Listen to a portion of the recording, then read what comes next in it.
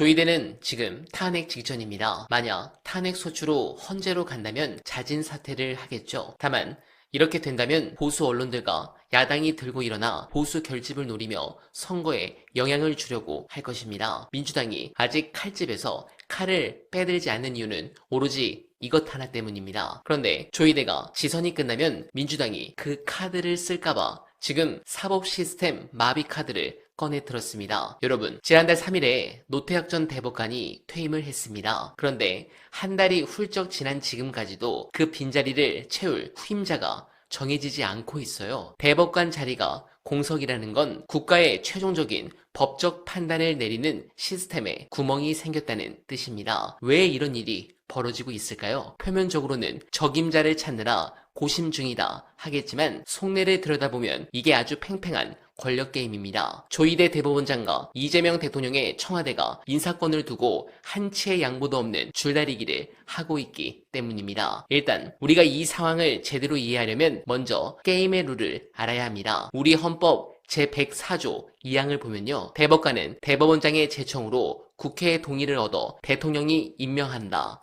이렇게 되어 있습니다. 이게 무슨 뜻이냐? 대통령 마음대로 임명하지 못하게 대법원장에게 제청권이라는 강력한 카드를 쥐어준 겁니다. 사법부의 독립성을 지키라는 아주 정교한 헌법적 설계죠. 그런데 지금 상황이 어떻습니까? 대법관 후보추천위원회에서 이미 지난 1월에 김민기, 박순영, 손봉기, 윤성식 이렇게 4명의 훌륭한 법관들을 후보로 추천했어요. 정상적이라면 조이대 대법원장이 이 중 한 명을 골라 청와대에 이 사람을 임명해 주십시오 하고 제청을 해야 합니다. 그런데 조 대법원장이 제청을 안 하고 있어요. 왜? 청와대가 원하는 사람과 대법원장이 선순위로 생각하는 사람이 다르기 때문입니다. 통상적으로는 청와대가 대법원장의 제청권을 존중해서 한 발 물러서거나 조율을 하는데 이번에는 청와대도 우리가 원하는 이 사람 아니면 안 된다는 시그널을 강하게 주고 있는 것으로 보입니다. 자, 여기서부터가 진짜 관전 포인트입니다. 조이대 대법원장 입장에서는 청와대의 요구를 덥석 받아주기가 굉장히 곤란합니다. 여기서 밀리면 사실상 식물 대법원장이란 껍데기만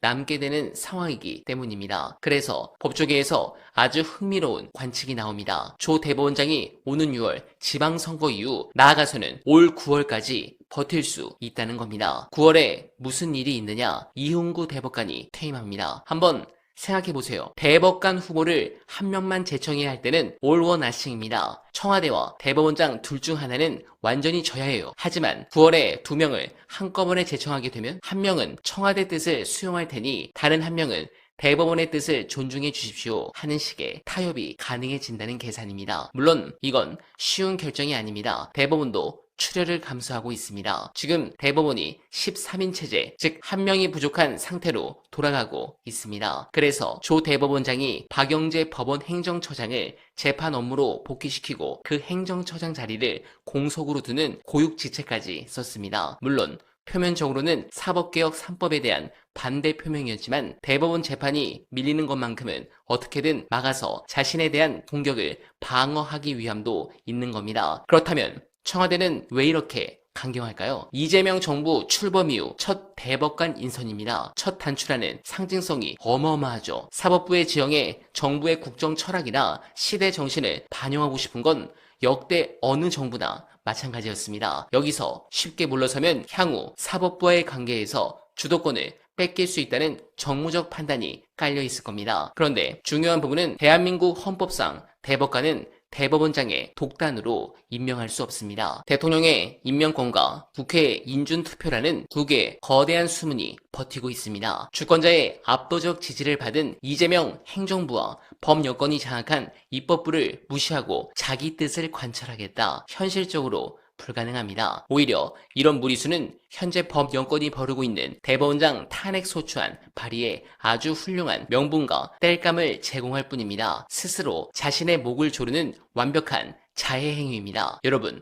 대법원장이 대법관 후보를 쥐락펴락하는 이 기형적인 권한이 언제 만들어진 건지 아십니까? 바로 박정희 독재 정권의 유신 헌법입니다. 사법부의 독립을 지키라는 명분으로 포장했지만 실상은 전국의 모든 법관들을 대법원장 한 사람만 쳐다보게 만들고 줄 세우는 완벽한 사법부의 독재 시스템이었습니다. 합의체해야 할 대법원을 대법원장 개인의 사유물로 전락시킨 이 제왕적 체제, 다가올 헌법 개정에서 대법관 추천위 제도로 권한을 쪼개고 분산시키는 것이 바로 진정한 사법개혁의 핵심입니다. 그리고 이번 인사는 이재명 대통령 취임 후 첫 대법관 인사입니다. 새로운 시대 정신을 안고 출범한 정부가 기득권에 편향된 사법부의 낡은 지형에 균형을 맞추려 하는 것은 지극히 당연한 주권적 요구입니다. 그런데 대법원장이 자신들의 카르텔을 지키겠다고 임명권자의 의중을 무시한 채 일방통행을 한다면 어떻게 될까요? 인주는 부결될 것이고 대법관 공백 사태는 길어질 것입니다. 그러면 국민들은 누구를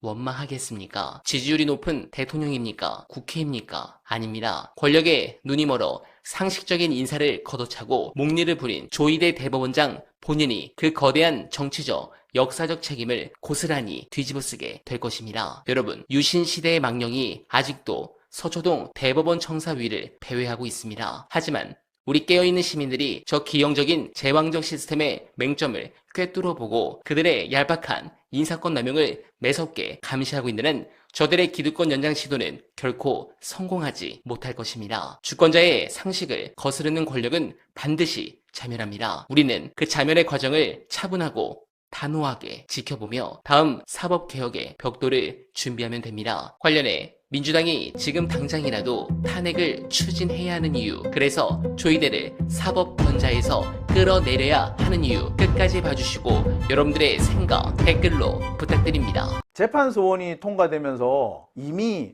헌법재판소가 대법원 위에 있다 굳어져 가는 그런 상황이죠. 지금까지는 헌법재판소와 대법원이 위상 경쟁을 해왔어요. 그리고 대법원이 헌재보다 조금 우위에 있기도 했어요. 그런데 재판소원이 통과되면서 헌재가 이제 완전히 대법원을 깔아뭉개게 생겼어.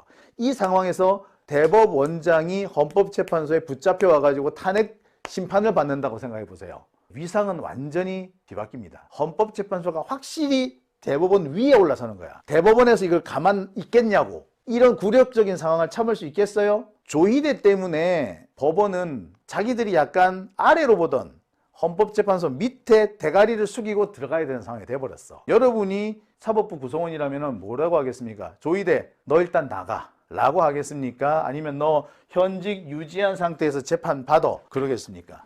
뭐 결론 나와 있는 거 아닌가요? 이와 관련해서 실제로 법원 내부 관계자들이 얘기를 하고 다녀요. 만약에 탄핵소추안이 통과되거나 통과가 유력시되면 자진 사퇴하는 게 맞다. 안 그러면 대법원의 위상이 바닥으로 추락할 것이다. 바닥으로 추락하는 것을 막기 위해서라도 조희대는 사퇴해야 한다. 아니 사퇴할 수밖에 없을 거다 라고 말이죠. 어떻습니까?